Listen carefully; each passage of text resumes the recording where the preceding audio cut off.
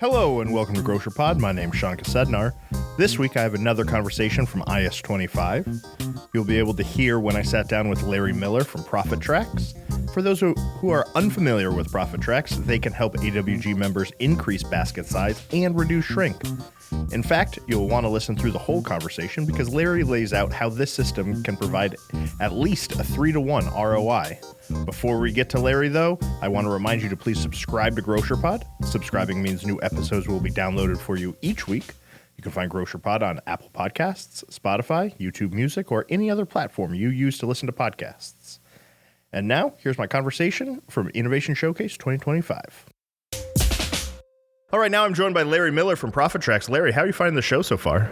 Actually, Sean, it's been a really good show for us so far. There's a lot of activity. I think AWG did an excellent job putting together a good format, a good flow, and we're getting a lot of activity because people are looking for solutions, not just more shiny objects. There's been such a glut in the industry over the years with data, AI this and AI that it's time to settle in and say, let me put the data out into stores that people really need and can act on. And we do what's called causation analytics. We don't just provide more data. I am not a data guy. Well, I am a data guy, but I'm not a programmer. I'm a software guy, but I'm a grocer that uses software. So we try to streamline, simplify, and get to the point of reducing gross margin erosion, which is typically known as shrink. And we guarantee a result of reducing shrink or gross margin erosion by 15% within 100 days. Wow.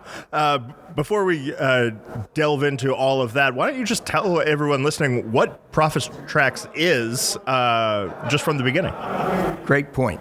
ProfitTrax is a software-centric, data-informed, holistic system because everybody in the entire organization has to be using it to be most effective, but the data becomes people-centric. So it's a software system, a SaaS model, cloud-based system with integrated human factor best practices. So the software actually tells the retailer when you've missed your sales in meat or you've missed your sales in deli or you've missed your sales in grocery and your shrink is too high in dairy or your shrink is too high in produce, this is what caused it and this is what you need to do to fix it. I really like that that you're not just trying to add more data. Like I really latched onto you saying that because I think that everyone that I've talked to, up and down this show is trying to get more data. But what are we doing with that data? It's very easy for our member retailers to become overwhelmed with all of these numbers. And it sounds like you're actually trying to use those numbers to provide a solution. Yeah, it's such a great point you raise, Sean, because people don't actually want more data. They have data. We've had data for the last 20 years. It's just gotten layered on top of each other, more and more and more data. People don't want more data. They want better results from the data. And because they're overwhelmed with the data that they have, because they've added this program on top of that program and added this program, and they're doing program switching, going this program for meat, this program for grocery, this program for purchase to sales ratios, this program for... It becomes program switching chaos. We eliminate that. We put all of that in one place and tell them not only what the data says, but we tell them in plain English. We translate the data causation into plain English so that anybody, a produce clerk of 17 years old, can read it and say, it looks like we over-ordered last week. They're telling me that I ordered too much of this, or I ordered too much of that, or I had to mark down this meat, or I had to mark down that meat. So we want results from the data, and that's what we're not getting with the glut of data and people that don't use it. In fact, in our companies, if I had a 20-store or 25-store company, we'd centralize the data in one cloud-based universe, but then we decentralize it by sending the meat manager what he needs, the produce manager what he needs, the grocery manager what he needs. So you wind up with 300 people looking at their respective data and the causation factors and the solution factors. And so you mentioned before that your main thing is reducing shrink. How is ProfitTrax going about doing that for our member retailers? Another great question, but we don't only reduce shrink. We're about growing sales and reducing shrink. We want to grow the basket size, so we tell the retailer with our software specifically, these are your top selling items to promote in each and every department. These are your slower moving items in each and every department. Minimize your space allocation. There's actually 5 key components to growing sales and reducing shrink. They start with variety optimization at 12 o'clock high on the wheel. Variety optimization is different in every single store. So I have to make sure that my core variety is in place, but then variety optimization says, Sean, you're not selling it in your store, and Larry, you are selling it in your store, so we have to optimize variety. Step number 2 is order for turns. We offer a system that teaches people in every single store how to order for turns, set standards for ordering for turns. If I walk into a non-ProfitTrax store and say, Sean, you're the produce manager, what's your ordering standard? You may say, never be out of stock. That's not really the standard. That's a condition that you want to have, but it doesn't mean that you're going to sell it all. So we start with variety optimization at 12 o'clock. At 1 or 2 o'clock, we have ordering for turns, ordering standards. Then we talk about production planning, space allocation, and measuring your shrink or measuring your gross margin erosion so that ProfitTrax can ingest all of that information and tell you how to make improvements to grow the basket size and simultaneously reduce shrink. So what we get to is a culture that's driven by the people in every single store operating with the same values and the same standards to drive profitable sales. So I understand, or I think I can understand how a system would help eliminate shrink and make sure that you're ordering the right things. How is ProfitTrax increasing basket size? Well, because we will tell every single retailer in every single store in every department in every single store, these are the most promotable items to sell in your store, to advertise, or to, more importantly, to display and promote in your store. We'll give them their top 100 selling items. Every meat manager knows ground beef is my number 1 seller, right? And every produce guy knows bananas are my number 1 seller. So we actually train them.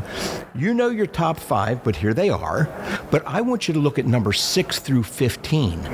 These are the items that they're not your top selling, but they're good sellers. Let's make sure we're taking items 6 through 15 and merchandising them with this item or that white item, the frequently bought together items, so that we're picking up our sales on those number 6 through 15 because they're popular in your store, but everybody's we can see everybody's buying bananas. You're not necessarily going to sell more bananas or more ground beef unless you advertise it. Advertising is good, but there's a cost to advertising. So we want to sell the full price or the well-priced items that are number 6 through 20 in your store, in your department. Yeah, that makes sense to me. And I think, increasing by just a percentage or 2 on those 6 through 15 items, is going to do a whole lot for the bottom line. Yeah, we could take any department and increase by 20%. It's a big number. That's a huge number. It's a big number. There's sales of items 6 through 20. In fact, we call it, we used to call it 10x, but in this economy, we call it 5x. I want to look at how I can sell more of items 6 through 20. I want to pick 3 items out of there or 2 items in every department and sell 5 times as much as I normally sell in a given week. And then next week, I do the other items. And the next week, I do 3 more items. No, I really like that because it really does make a lot of sense, and I would see how that's often overlooked by retailers. It also sets up a challenge for every department. Everybody knows this week we're promoting ham salad and pasta salad in the deli, and this week we're promoting this in the meat department, but they're not their advertised items. We want to sell all the advertised items we can. That's what gets us foot traffic, but we really want to sell those secondary items also. I get it. Larry, if I'm a retailer and I come up to your booth and I don't have anything like this going on in my store, what's the first thing that I need to start with? I'm going to ask them, what challenges are you facing that you'd like help with, right? I don't try to sell them anything. I try to understand what challenges the retailer's facing. If they want to reduce shrink, then I ask them 5 core questions. I have them, and we ask those 5 core questions. If they want to increase basket size, I ask them 5 completely different questions. Mind you, I'll come back to shrink. And if they want to talk about shrink, I'll come back to sales, because profitable selling has to become a culture in the company. And I have to understand the company before I can sell them anything. That's really interesting. So how do you go about creating that culture? Well, number one, we show them the system. In leadership, everything begins and ends with leadership. John Maxwell, a very famous trainer in the world of leadership, wrote the book 21 Principles of Leadership, Indisputable Principles of Leadership. Says everything revolves around leadership. So if the leadership of the company wants to make a new program, wants to make new money, wants to sell more, shrink less, we teach them a concept called turns, turns, and turns. Get it in, get it out, and get it sold. If we get to the get it in, get it out, get it sold for turns, and he buys into it or she buys into it, the next step is we come in house and train every store manager, every meat manager, every produce manager to use the system of data-informed best practices.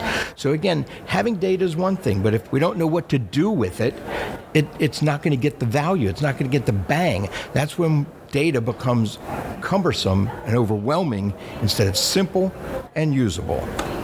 What else do AWG member retailers need to know about ProfitTrax before I let you get out of here? If they seriously want to grow their sales, and every retailer does, so I'm not being facetious when I say that. If they seriously want a system to do that, not data, but a data-driven system to do that, and they really want to focus on reducing gross margin erosion, I'd love to talk to them. I'm here in booth 1002. They can reach me at Larry at Smart Retail Solutions. They can go to my website, smartretailsolutions.com, and I can be live in their stores depending on how fast they feed me data from their point of sale, their receiving. All I need is files. I just need data. They don't have to do anything. They don't have to massage it. They just have to send it to me. I'll ingest it into the system, and I can have them live and saving money in 8 weeks. Wow, that's very impressive. Larry, thank you for stopping by. I want to add one more thing. Yes, please. Number one, I guarantee a 3-to-1 for smaller retailers ROI, 3-to-1 for smaller guys. And for larger guys doing more than $250 a week, I guarantee a 5-to-1 ROI. ROI. And I do it in 8 weeks. That's very impressive. Larry, thank you for stopping by. And, hey, Sean, it's been fun. It has been fun. I hope you enjoy the rest of the show. I will. I hope you do too. And thank you all for listening.